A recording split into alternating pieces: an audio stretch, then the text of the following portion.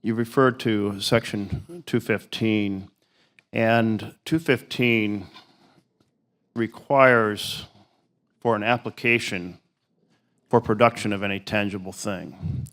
And it says in it that this application must have a statement of facts showing reasonable grounds that the tangible things sought are relevant to an authorized investigation.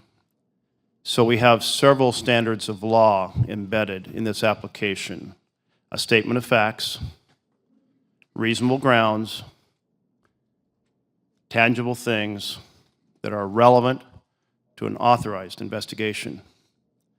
Now, as it's been described in this conversation and in the press, the standard for collecting phone records on Americans is now all phone records, all the time, all across America. How do we get from the reasonable grounds, relevant, authorized investigation, statement of facts, to all phone records, all the time, all locations? How do you make that transition, and how has the standard of the law been met?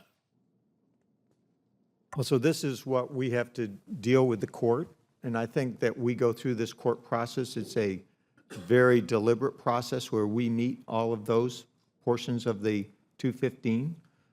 We lay out for the court what we're going to do, and to meet that portion that you just said, the answer is we don't get to look at the data. We don't get to swim through the data unless Let me stop you there, because these are requirements to acquire the data, not to analyze the data, to acquire the data. This is the application, acquire the data. So here I have my Verizon phone, my cell phone. What authorized investigation gave you the grounds for acquiring my cell phone data? I want to make sure I get this exactly right.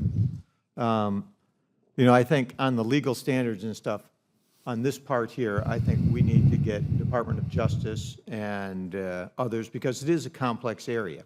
And you're asking a specific question. I don't want to shirk that, but I want to make sure I get it exactly right.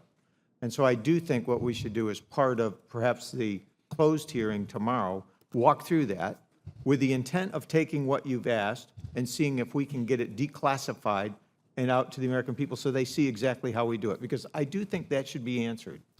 General, thank you, and let me fill in the middle piece here. In between Senator Merkley, I'd like to help you out. I think Senator Merkley has asked an excellent question, and you want to get it right. And the answer, I would suggest, should be in writing. That way you get it right, and he gets his answer. How does that sound? But we'll take that for the record. I've asked that question get answered tomorrow at the hearing by Justice, Senator Merkley, exactly as you have delivered the question. Okay? I hope But either way, Senator Merkley should get his answer. And I would suggest perhaps both in writing, your hearing, and into his hands. I thank the chair, both chairs. And if I can elaborate on the piece that I would like answered, is that okay, Madam Chair? Okay, thank you. It's your time. In between these two pieces, FISA court gives an interpretation of the plain language of the law.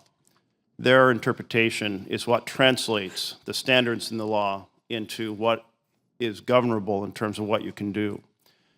I had an amendment last December that said these findings of law that translate the requirements that are in the law into what is permissible needs to be declassified so we can have the debate. I believe that what you just said is you want that information to be declassified, that explains how you get from these standards of law to the conduct that has now been presented publicly.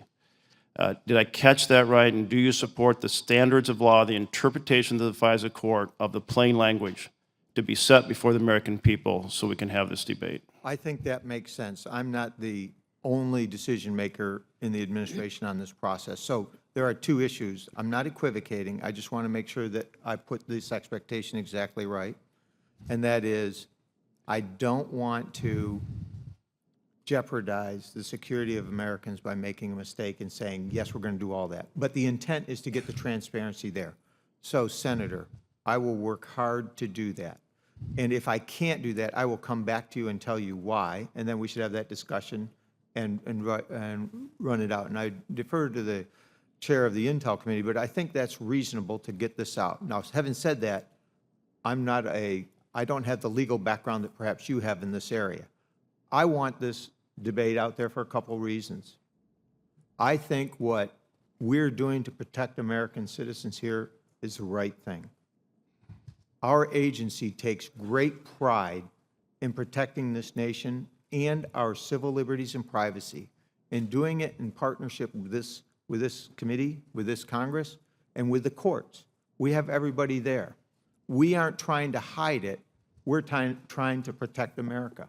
So we need your help in doing that. This isn't something that's just NSA or the administration doing on its own. This is what that our nation expects our government to do for us.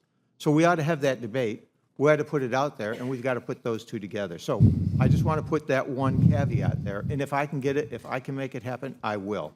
General, I thank you for your expression of support.